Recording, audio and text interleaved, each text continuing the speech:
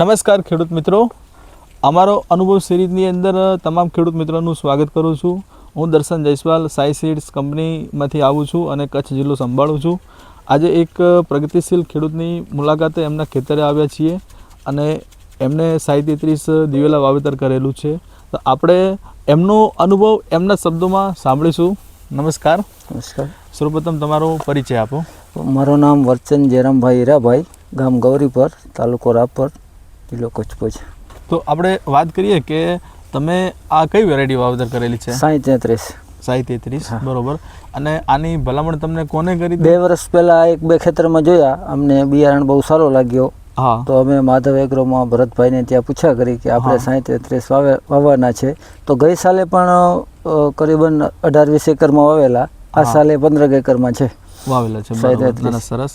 તો જે આપણે વાતચીત કરીએ કે તમે અગાઉ પણ 33 દિવેલા વાવેલા છે એટલે તમને પણ અનુભવ છે, આ વર્ષે પણ વાવેલા છે એટલે પણ અનુભવ છે.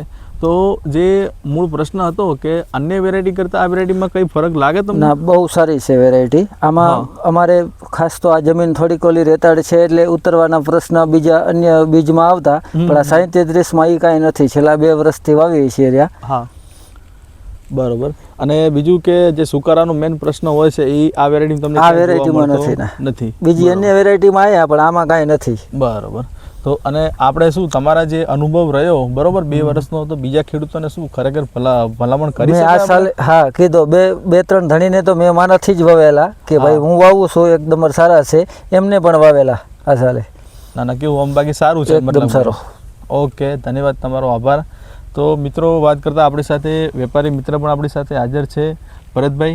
તો ભરતભાઈ, આપણે વાતચીત કરીએ કે તમને જે આ ફિલ્ડ નિરીક્ષણ કર્યું બરોબર, આમ કેવું લાગ્યું? બાકી ફિલ્ડ નિરીક્ષણ પણ બહુ સારો છે અને દિવેલામાં સૌથી પહેલા તો સુકારાનો પ્રશ્ન બહુ રહેતા હોય છે. હા. એટલે પહેલા તો કોઈ પણ એ દિવેલાની અંદર રોગ પ્રતિકારક સારી હોવી જોઈએ, સુકારા પ્રતિકારક. કારણ કે અડધી સિઝન જાય ને ઘણીમાં સુકાઈ જતી હોય છે. પ્લોટ જેટલો હોય એટલો સુકાઈ જતો હોય. એટલે એમાં પહેલો પ્રશ્ન તો એ કોઈ પણ દિવેલામાં આવતો હોય તો એના માટે એ સારી વાત છે કે સુકારા પ્રતિકારક છે, ફૂટ બહુ સારી આવે છે. અને જેટલી ફૂટ વધારે આવે એટલી જ પણ લૂમોની સંખ્યા વધારે આવતી હોય છે. જેટલો આમાં દાણો પણ મીડિયમ સાઈઝનો છે એટલે વજનમાં પણ સારું રહેતું હોય છે. ફૂલિયાનો પ્રશ્ન નથી હોતો. ઘણી વેરાયટીઓ એવી હોય છે કે એમાં કોઈ પણ ટેમ્પરેચર -+ થાય એટલે ઘણી વખત ફૂલિયાનો પ્રશ્ન રહેતો હોય છે. એટલે ફૂલિયાનો પ્રશ્ન આવતો હોય એટલે એમાં ઉત્પાદન બહુ ઘટે. અને આમાં ફૂલિયાનો પ્રશ્ન ક્યારે ટેમ્પરેચર -+ કંઈ પણ હવામાન થતું હોય તો ફૂલિયાનો પ્રશ્ન પણ નથી રહેતો. ના, ખૂબ સરસ ભરતભાઈ આપણને માહિતી આપી, એમનો પણ આપણે આભાર માનીશું.